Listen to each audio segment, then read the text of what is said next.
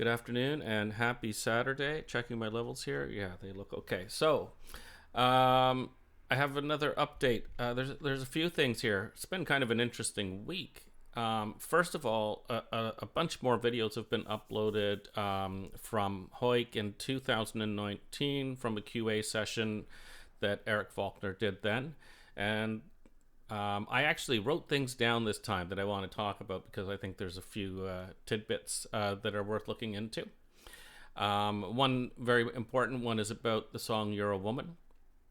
And the other thing is that a bunch of footage seems to exist of Toronto in 1976 when the Bay City Rollers came to Nathan Phillips Square and also traveled in their limousine up Young Street, and I have some footage that I can share with you from that has, as far as I can tell, has not been seen in decades, if ever.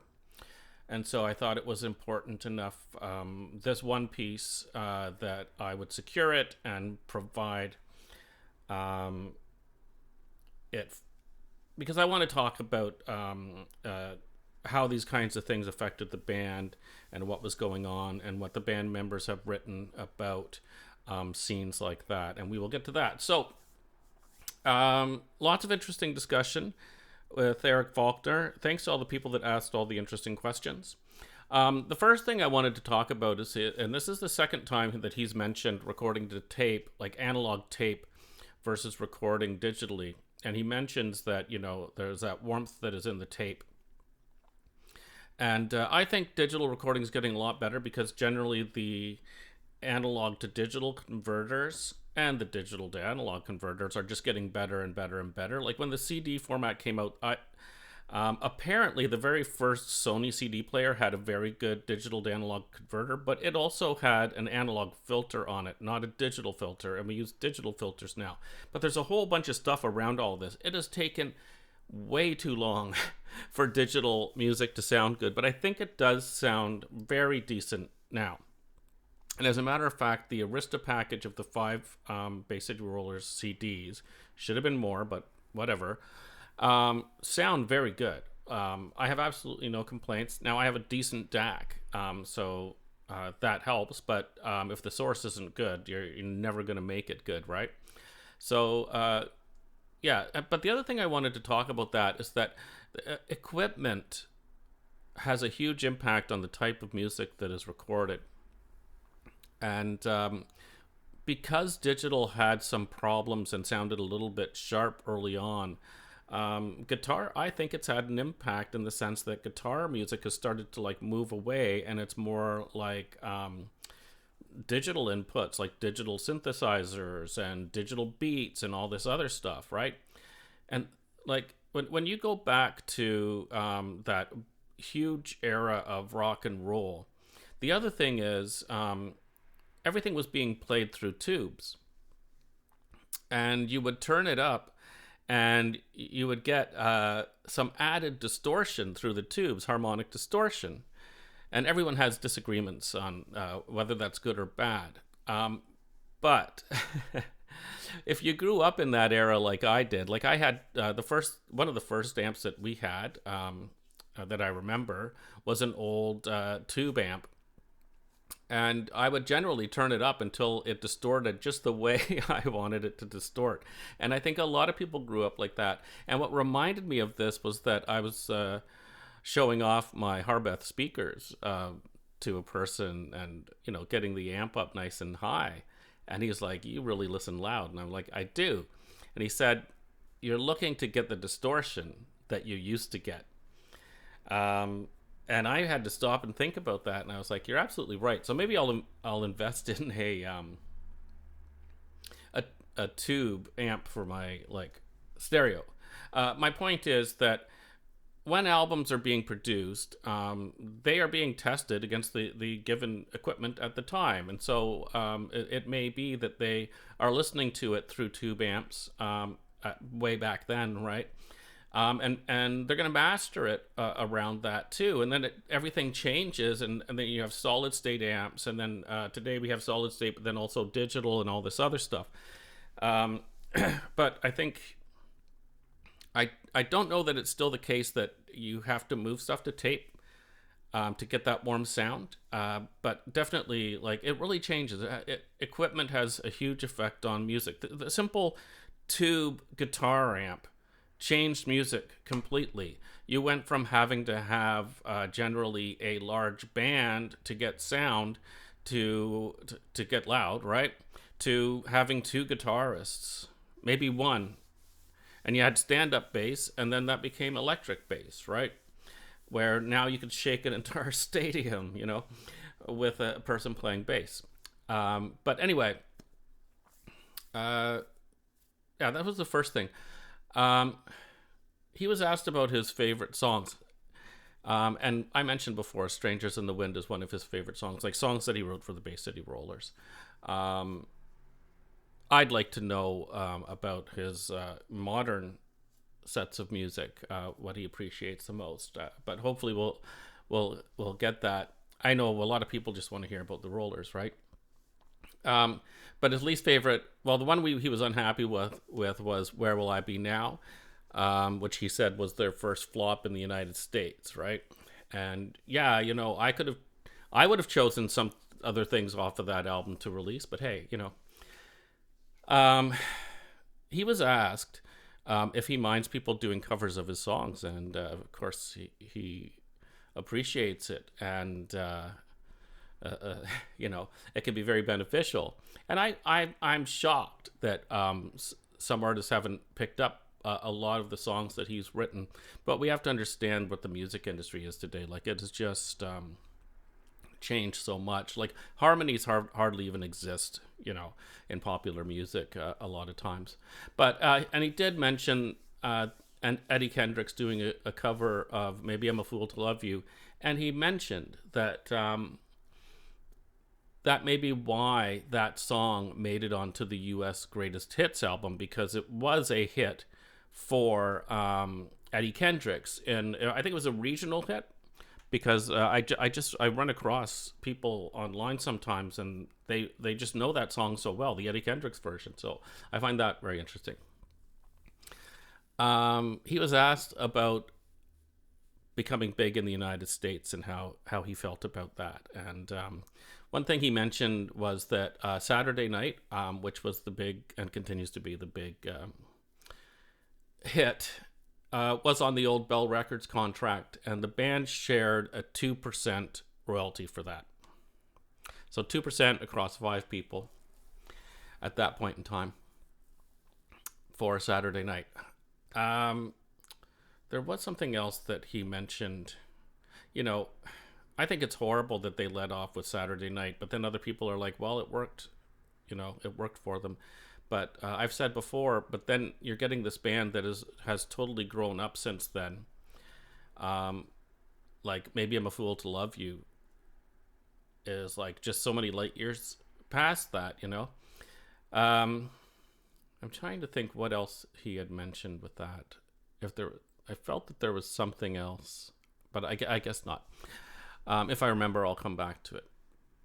He also confirmed, and everyone knows this, that Vox was essentially demos. That Elevator was his favorite of the 3 albums from that period. And that he said, and everyone knows I did a horrible job talking about Vox. And I kind of fixed it up, but there was just so much stuff going on around all that. But he does mention that because Vox is demos, that's what makes it kind of special. And it's very real. Like, it's probably one of their most real albums, right? I mean, you're getting essentially the band, right?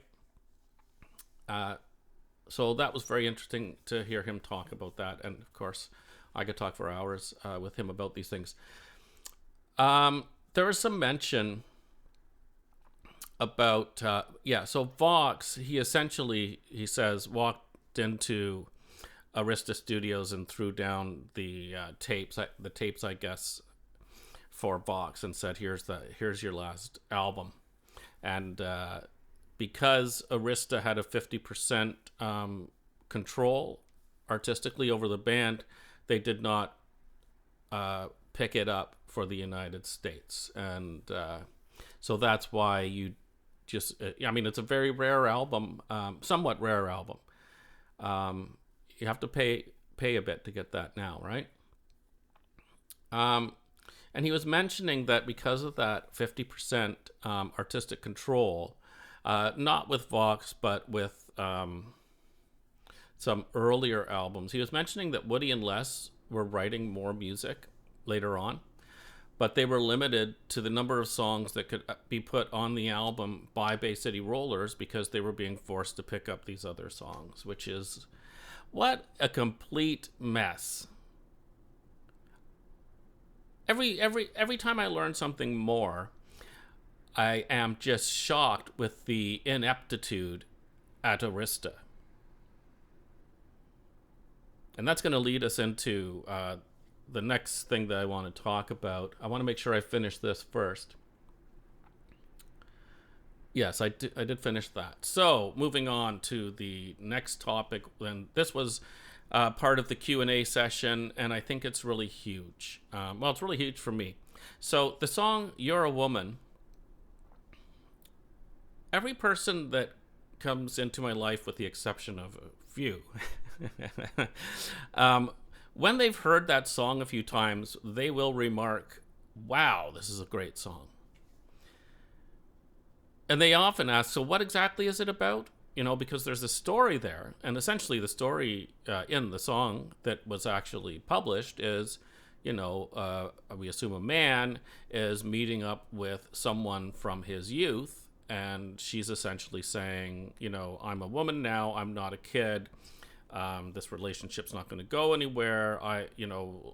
Love is completely different from what we had, and this sort of thing, right? And I always felt like, because people would ask, like, what is this song about? I'd be like, well, I'm not sure what their relationship was, you know? But now we know, because an astute, what would you call it, guest for the Q&A session from Japan said that she had heard that it was about a person who had gone to prison in his youth and was released from prison and wanted to, you know, have this relationship continue. But I'm going to interject here because I made a mistake in the video. And so I had one surprise about the song You're a Woman, and now I have another surprise because I was just contacted and I was told that You're a Woman is indeed the story of a man who went to prison and came out of prison. But the person that he's talking to, I said in my original video, is obviously a lover from the past. No, apparently he's talking to his daughter who has matured while he was in prison.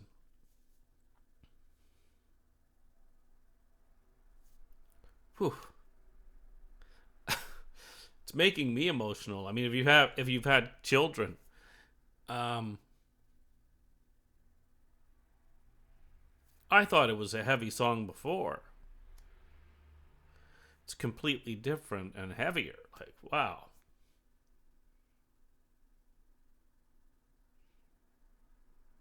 I thought it was going to be easy to make this small edit. But, yeah. We have talked in the past about how songs can be interpreted in certain ways. And in some ways, with that song, leaving out the details allows you to look at it from whatever way you want, you know? But I think it is exceptional in the sense that love has, it can mean so many things, right? And the person, the main person who's singing the song, obviously loves the person that he's talking to. It's a very emotional song now. Now it's even more emotional to me. It's just crazy. So this is I'm just throwing this in as an update to my video because I had misinterpreted what was said at the Q&A. And I'm going to try to edit this nicely and move on to the next subject. So wish me luck on that on that one. Yeah, so here we have Arista calling all the shots. And did I mention, throwing orchestras, right? Throwing orchestras onto the recordings. They had string sections early on, and then it gets to the point where they have orchestras, and the band has to pay for that. That comes out of the money that they've been allotted ahead of time by the label, and that just eats in and eats in and eats into that. Plus, and I love that Eric said this, it pushes the band to the back, which there was no need for them to do that by the time It's a Game came out, because we hear on Roller World just how great their performances are, and that's live, right? So yeah, we have Arista is getting way too involved, and they're trying to package up this band, and they're trying to drive fan frenzy, and that's going to get into some footage that I'm going to provide, right? And this is not freely available footage, okay? So it's not copyrighted, but it's in an archive. But anyway, the thing that is so odd is that the actual fans of the band, because I listen to the radio show every Friday night, and they have guests on, and then you get all these requests, and the fans of the Bay City Rollers know every one of their songs, right? Now, some people didn't know about the later era because Arista was done with the band. They weren't even communicating with them anymore. They weren't promoting them, but the band was still stuck on their contract with Arista, right? And then Ricochet, which was on Epic. I don't know all of the details about what happened with that one, but it's a rough ending to the band. I mentioned before how their equipment was generally gone, and and they had this tax bill. But there is this weird thing where Arista is trying to package up the band to be this certain thing, but the band is actually a real band writing very good songs that the fans, and I remember as a young kid, all of my favorite songs were the songs that the band wrote themselves, right? Even though they were an exceptional cover band, one of the very best.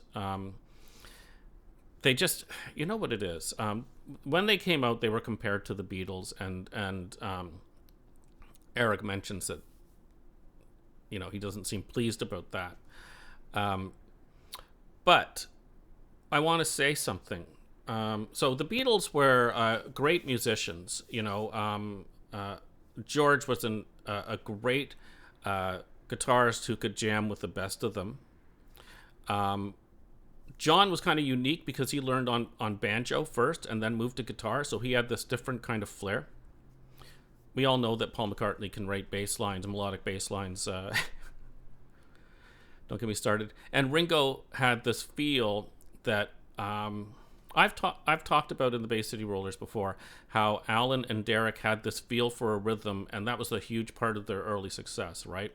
Even if they weren't in the studio for some of the recordings, it still had that feel, right? But I think, and this has been going on in my mind quite a bit, the thing that kind of ties the Rollers and the Beatles together is that they have an ear for music. If they're going to do a cover, they're going to do it their way, and their ear for music is going to make it interesting and at the time popular. Like Bye Bye Baby was their first number one hit. It was a cover, right? And it was an exceptional one with very, very good production from Phil Wainman. Actually, and this is another thing Eric mentioned that he enjoyed working. He thought Phil Wainman was a good producer, and he also thought Harry Maslin was a good producer, but that the Dedication album recording sessions he described as an assembly line or something like that, where it was just all work and there wasn't a lot of gelling. I guess you would say, with the band. Because as someone's recording, someone else is practicing and learning and whatever, right? It was recorded. It actually has a lot to do with this footage, again, that I'm going to be showing, because it was recorded in Toronto, I think shortly after all of this mayhem broke out, right? So yeah, trying to get back on track here because my mind goes all over the place. So essentially, Arista is trying to package them up, but they're a real band, and no one can understand today who didn't know about the Bay City Rollers at that time the absolute mania and how absolutely important they were for young people that were fed up of having to listen to, Led Zeppelin and whatever. Now, I'm sure there's Led Zeppelin fans, girls that liked also the Bay City Rollers, but they were new and fresh, and the important thing, like I say, like the Beatles, they had this ear for music. That's really what it comes down to. And people talk about musicianship and all that, and it's all very important. But the ear for music is the big thing. Because the Bay City Rollers do so many little things through all of their songs, and they all kind of stick with me, same with the Beatles, obviously. I mean, that sticks with everyone. Okay, so with this weird thing that's going on, I'm going to move on to this film footage, and I'm going to be talking over top of it about the band and about what's happening in the footage. So essentially what happened, just to set this up, is that the Bay City Rollers were coming to Toronto because they were going to record an album here, Dedication, and I guess it was Capitol Records. I guess Capitol kind of owned the Arista here or whatever. They had some people from Capitol Records to give them, I think, either gold or platinum Canadian sales. They were going to present that. They were going to present that on the stage at Nathan Phillips Square. And obviously, this was... everyone knew about it. And everyone showed up, right? And then they had to kind of cancel that ceremony because the crowd was getting out of control and people were going to get hurt. And so the Bay City Rollers left, and they headed up Yonge Street in a limousine to Chum Radio. And so let's start that footage, and I'll talk over top of it a bit. So essentially what we have here is here are the fans waiting at Chum Radio, which is on Yonge Street, which is like known as the longest street in Canada, I think, or in the world. But anyway, we can see the limousine is driving straight up the street where people knew the Bay City Rollers were going to be, because it was announced that they were going to be interviewed, I think. And from reading Les's book and Alan's book, this is the kind of thing that I don't know if it's the managers or Arista or whatever, often set up these kind of chaotic scenes, and they talk about how extremely dangerous this was for the band. I mean, the band is stuck in the limousine here, surrounded by people. And obviously very dangerous for the fans. And as someone said when I showing them this, how about the police? And here, these are famous scenes, really. You can find photographs of a lot of this.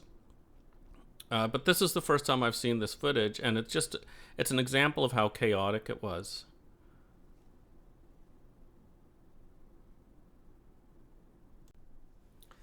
Okay, so pretty chaotic scenes, and so the question has to become, why did it happen?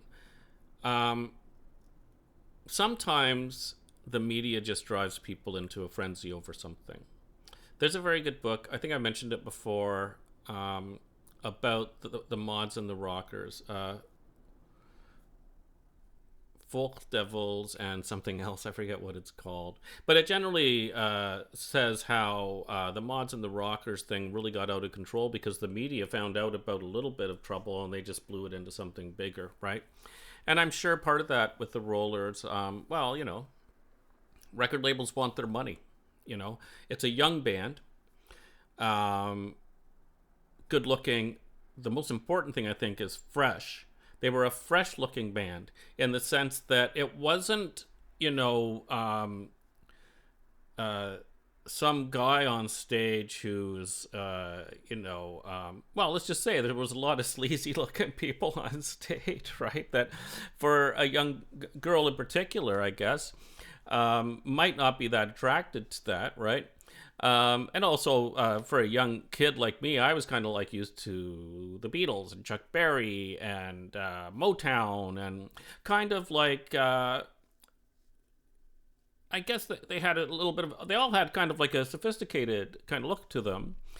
Now, I wouldn't say the Bay City Rollers were sophisticated, but it was new, it was fresh, it was colorful, they were handsome looking guys. Even though Alan and Derek were older, like for me as a fan, like I didn't look at them as sex symbols, so I can't talk for people that did. But no, they all seemed great, and their music was a fresh rehash of music that had happened in the past. And then they went on, when you get to like stuff like You're a Woman, to treading their own path, and moving music forward, pop music, I think, right? So I think the frenzy comes from a lot of things. How they dressed, it was a whole new look over here. No one understood any of that fashion over here. It was totally new. This is fashion from the north of England and from Scotland, right? Like obviously the tartan is from Scotland, but like the style of the pants and all that was somewhat normal, and it was based on skinhead gear, right? Which no one had ever heard of over here. And their haircuts, Eric was kind of like a modern version, well, a newer version of a mod haircut. And Rod Stewart had the same thing too, right? But so I think, the looks and all of that had something to do with it. The media had something to do with it, but they also had an ear for music. And the other big important thing is that they could write love songs. Simple dancey ones like My Teenage Heart, for example, they could do it. And so they were a shoo-in. Unfortunately, nobody cared about the band. Nobody cared, it seems, sometimes about the fans of the band.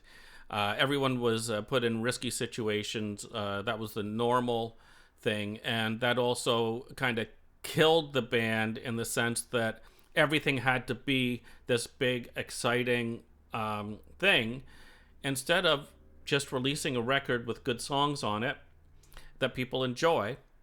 And so you can't keep up that thing. The Beatles are the only band that was, we have to remember, I think when the Beatles came to Toronto the second time, they also played Maple Leaf Gardens. And I may get some footage of the Bay City Rollers walking around Maple Leaf Gardens, but I have to think about that one because it has to be worth the content, right? But I think the second time, or maybe it was the third time the Beatles came to Toronto, I don't think they sold out Maple Leaf Gardens. So it wasn't easy for the Beatles either. They had to keep coming up with hits. Plus, everything was changing, especially when stuff like Pink Floyd is coming out. They have to change. And pop music by the time Sgt. Pepper's came out, I'm going to say it, pop music was going to crap, right? And somebody needed to make a good record. And of course, they came out and did that. It's still not my favorite, though. I like rock and roll. But it's an almost impossible thing to do when you're that popular and everything is so exciting, and especially with a female fan base, because men get jealous and then they don't like it, and it's for girls or whatever, and so the odds are stacked so much against you. But anyway, once again, a little bit more of a sad story about what happened to the Rollers. And I think the best we can do is thank them for all the work that they did and appreciate their music, but we can also appreciate the new music. You know, Woody's got new music. On Bandcamp, you can find Eric Faulkner. On Bandcamp, you can also find Duncan. So you can go to Bandcamp, and I didn't know this before, so that's great as well. I think that's it for this one. This was a bit of a long one. Maybe it's a bit of a short one. I have no idea. Thanks for watching. I hope this information is useful to someone out there. Have a good weekend.